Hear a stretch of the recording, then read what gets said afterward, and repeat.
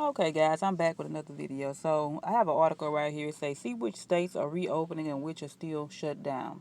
So in the baby blue, we got the states that are partially reopening. I'm in a state that's partially reopened, and right now everybody is pretty much going outside doing their daily activities. They're doing stuff that they used to do in the 90s before technology, like fishing, going to the beach. Everybody's piling up at the beach. Um, it's a lot of people setting up stuff on their own, like little parties, house parties, and stuff like that. So that's what everybody has resorted back to. It's a little bit of going back in time right now.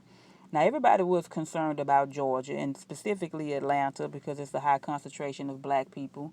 And a lot of people felt like it was a setup what their governor was doing over there in Georgia. And nobody can set you up for anything that you're willing to walk into. So that's what I have to say about that situation. And this is a prime example of what I'm talking about.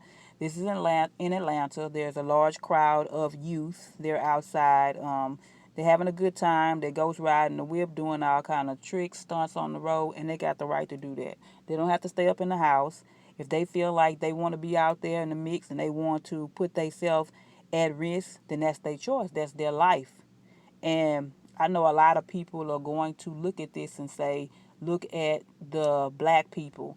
They're the ones that's not social distancing. There's the ones that's making this thing spread. Because at the end of the day, that's what this thing is going to turn out to be. It's going to be a blame. Somebody's going to take the blame for the numbers going up. Somebody's going to take the blame for, spreading this virus. And they said the police came out there and dispersed everybody.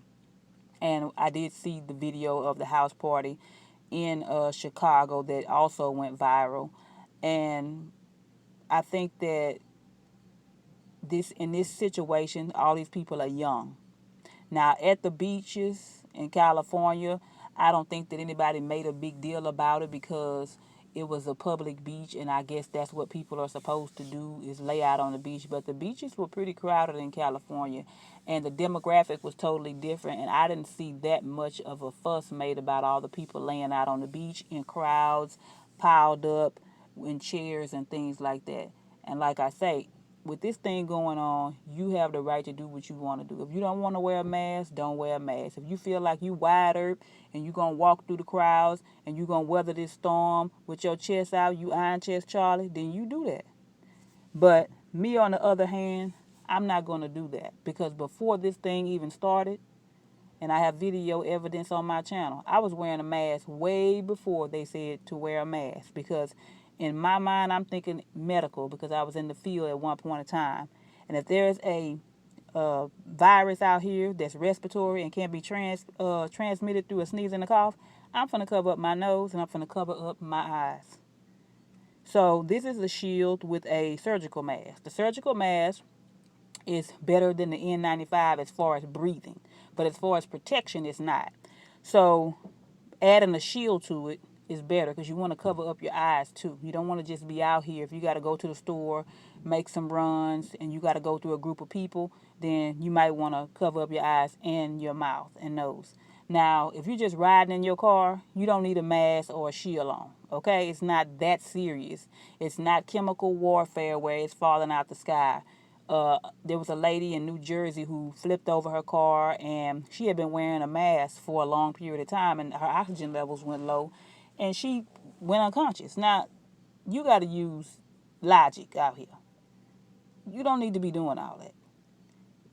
Take the mask off when you're driving.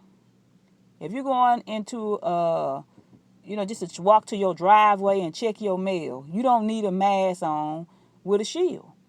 Now, if you live in a complex where there's a lot of people and you want to go check your mail, yeah, put a mask on if you're just going to walk through your complex and use gloves.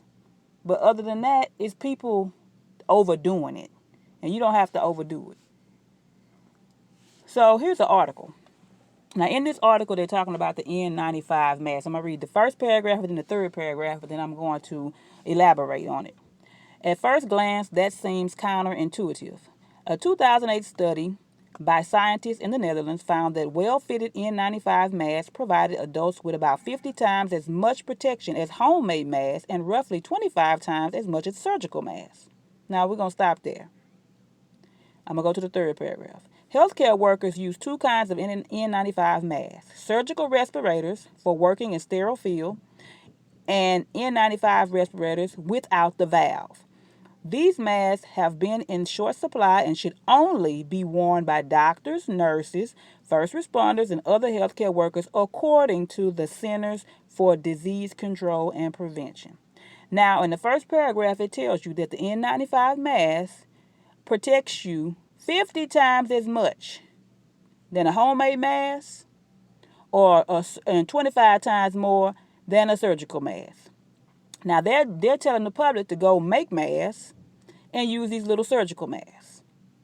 Now, if you got an N95 mask, you're protected more. But if you have a valve on it, look what they're saying in the middle paragraph. However, if an N95 has an external valve, it does an inadequate job of protecting others who come near the wearer. If that person should cough or sneeze through the valve, unfiltered droplets could travel through the opening and potentially contact anyone in range, according to the San Francisco Department of Health. So now the N95 mask with the valve is a problem. So there's always a catch-22. So in San Francisco, they're telling the people they can't wear them. You can't wear the one with the valve. Even though it's protecting you 50 times more than any other mask, because you got the valve on yours, you putting everybody else at risk. So just a plain old N95 mask is what's required. And you're going to see other places start to say the same thing, because it starts in one place and it just spreads all over to every other place. So before you know it, the CDC will be out there saying, the one with the valve, we're outlawing it or whatever. It's going to be something to it, because they don't want you more protected than them.